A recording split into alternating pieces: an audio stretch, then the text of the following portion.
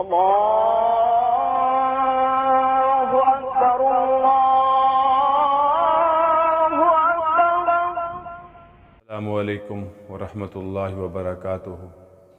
الحمد للہ رب العالمین والصلاة والسلام علی رسولہ الکریم. اما بعد فاعوذ باللہ من الشیطان الرجیم. بسم اللہ الرحمن الرحیم. ولا تستوی الحسنۃ ولا السیئۃ ادفع بالتی ہی احسن فاذا الذی بینک وبینہ عداوۃ کأنہ ولی حمیم. صدق اللہ العظیم. حمد و ثنا اللہ رب العزت کے لیے اور درود و سلام حضور اکرم صلی اللہ علیہ وسلم کی ذات مبارکہ کے لیے. ہمارا سلسلہ چل رہا ہے حضرت عمر بن عبدالعزیز رحمۃ اللہ علیہ کے بارے میں، اور اسی سلسلے میں آج ہم ان کے چند واقعات جن میں ان کا عفو و درگزر، ان کا معاف کرنا، اور دوسرا ان کی عاجزی اور انکساری. حضرت عمر فاروق رضی اللہ تعالی عنہ جو خلیفہ راشد، خلیفہ ثانی ہیں، ان کے بعد حضرت عمر بن عبدالعزیز جن کو عمر ثانی کے نام سے پکارا جاتا ہے، ان کی زندگی عفو و درگزر، عاجزی، انکساری، خشیت الہی، عدل و انصاف کا پیکر تھی. ایک مرتبہ حضرت امیر المومنین حضرت عمر بن عبدالعزیز تشریف فرما تھے. ایک شخص آپ کے پاس آیا اور اس نے اپنی کچھ گزارشات ایک صحیفے میں لپیٹی ہوئی تھی، اور وہ حضرت عمر بن عبدالعزیز کی طرف بڑھ رہا تھا. حضرت عمر بن عبدالعزیز کے جو قریب لوگ تھے، جو ان کے محافظ سے، ان کو یہ اندازہ ہوا، ایسا محسوس ہوا یہ شخص حضرت عمر بن عبدالعزیز کو کوئی نقصان پہنچائے گا. انہوں نے چاہا کہ بڑھ کر اس کو روک لیا جائے، اور اس شخص کو یہ محسوس ہوا کہ مجھے یہ محافظ حضرت عمر بن عبدالعزیز تک نہیں پہنچنے دیں گے. تو اس نے اپنے ہاتھ میں جو صحیفہ تھا، وہ جو لکھا ہوا ایک کاغذ تھا اور لپٹا ہوا تھا، اس نے اس کو فوری طور پر حضرت عمر بن عبدالعزیز کی طرف پھینک دیا. حضرت عمر بن عبدالعزیز کے چہرے پر وہ جب لگا تو وہ چہرہ زخمی ہو گیا اور خون بہنا شروع ہو گیا.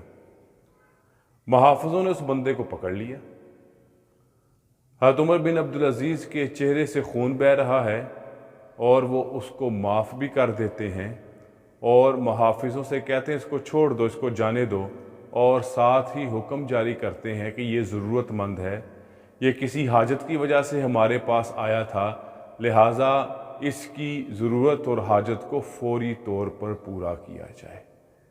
تو یہ قرآن مجید کی اس آیت مبارکہ کا مصداق ہیں جس میں اللہ رب العزت نے ارشاد فرمایا وَلَا تَسْتَوِي الْحَسَنَةُ وَلَا السَّيِّئَةُ، کہ نیکی اور برائی کبھی بھی برابر نہیں ہو سکتے. ادفع باللتی ہی احسن، آپ اپنی اچھائی کے ساتھ، اپنی بلائی کے ساتھ وہ برائی کا مقابلہ کریں. فَإِذَا الَّذِي بَيْنَكَ وَبَيْنَهُ عَدَاوَةٌ، اگر آپ کے درمیان اور کسی دوسرے شخص کے درمیان کسی طرح کی کوئی دشمنی ہوگی، تو جب آپ برائی کا جواب اچھائی کے ساتھ دیں گے، کأنہ ولی حمیم، تو اللہ فرماتے ہیں کہ وہ دشمنی، وہ رنج، وہ آپس کی جو عداوت ہے، وہ دوستی اور محبت میں تبدیل ہو جائے گی. یہ حضرت عمر بن عبدالعزیز رحمہ اللہ تعالیٰ نے اپنی زندگی سے ثابت کر کے دکھایا. اسی طرح ایک رات فجر کی نماز کی ادائیگی کے لیے آپ اپنے گھر سے نکلے اور مسجد جا رہے تھے. ایک شخص راستے میں سویا ہوا تھا، اس کو ٹھوکر لگ گئی. وہ سویا ہوا تھا بیچارہ. جو ہی اس کو ٹھوکر لگی تو اس نے ہڑبڑا کے کہا کیا تم پاگل ہو؟ حضرت عمر بن عبدالعزیز رحمۃ اللہ علیہ نے جواب دیا نہیں، اور آگے چل پڑے. محافظوں نے چاہا کہ اس بندے کو پکڑ لیا جائے، اور اس کی یہ بے ادبی جو ہے اس کی سزا دی جائے۔ حضرت عمر بن عبدالعزیز رحمۃ اللہ علیہ نے اپنے محافظوں کو روک دیا، نہیں چھوڑ دو۔ اس نے اتنا ہی پوچھا تھا کہ کیا تم پاگل ہو؟ تو میں نے کہہ دیا نہیں، بات ختم ہو گئی، لہٰذا اس بیچارے کا کیا قصور ہے، لہٰذا اس کو کچھ نہ کہا جائے۔ تو یہ بھی آپ کی عفو و درگزر کی، وگرنہ آج کل تو ذرا برابر بھی ہمارے حکمران کیا، جس کے پاس تھوڑا بہت اختیار بھی ہو، اس کے ساتھ کچھ اونچ نیچ کر دی جائے تو وہ پوری اپنی طاقت کا اور اپنے شجاعت اور بہادری کا مقابلہ کا اظہار کر کے جب تک بدلہ نہ لے لے اس کو بھی سکون نہیں ملتا۔ اسی طرح حضرت عمر بن عبدالعزیز رحمۃ اللہ علیہ میں عاجزی اور انکساری بہت زیادہ تھی۔ آپ بیٹھے ہوئے ہیں، آپ کا سنہری دور ہے جب آپ نے عدل و انصاف کو عام کیا۔ ایک شخص آیا اور اس نے یہ کہا کہ آپ جو ہیں وہ زمین پر اللہ کے خلیفہ ہیں۔ حضرت عمر بن عبدالعزیز رحمۃ اللہ علیہ نے اس سے کہا بھئی بات سن، جب میں پیدا ہوا میرے والدین نے میرا نام عمر رکھا، اگر مجھے اس نام سے پکارا جائے تو زیادہ اچھی بات ہے۔ جب میں ذرا بڑا ہوا تو میں نے اپنے لیے کنیت پسند کی ابو حفص، اگر مجھے اس سے بھی پکارا جائے تو یہ بھی اچھی بات ہے، مجھے پسند آئے گا، اچھا لگے گا۔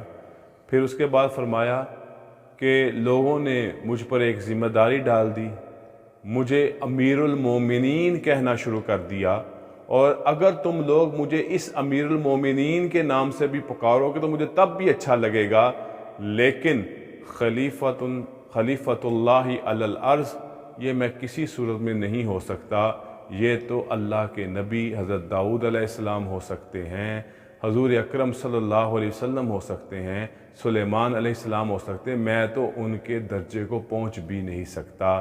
یہ حضرت عمر بن عبدالعزیز کی عاجزی تھی کہ آپ نے کیا کہا، مجھے اگر عمر کے نام سے پکارا جائے تو مجھے یہ اچھا لگے گا، مجھے اگر میری کنیت ابو حفص کے نام سے پکارا جائے تو مجھے یہ اچھا لگے گا، اور اگر مجھے امیر المومنین کہہ لیا جائے تب بھی مجھے اچھا لگے گا، لیکن میں خلیفۃ اللہ علی الارض ہو ہی نہیں سکتا۔ یہ تو انبیاء اور رسولوں کا، نیک لوگوں کا ان کا لقب ہے، ان کو پکارا جا سکتا ہے، مجھے نہیں۔ اسی طرح ایک کنیز، آپ سوئے ہوئے تھے، پنکھا جل رہی تھی، وہ بیچاری، اس کو بھی نیند غالب آئی، وہ بھی سو گئی۔ حضرت امیر المومنین اٹھے تو آپ نے دیکھا کہ وہ کنیز سوئی ہوئی ہے، آپ نے پنکھا پکڑا اس کو جلنا شروع کر دیا۔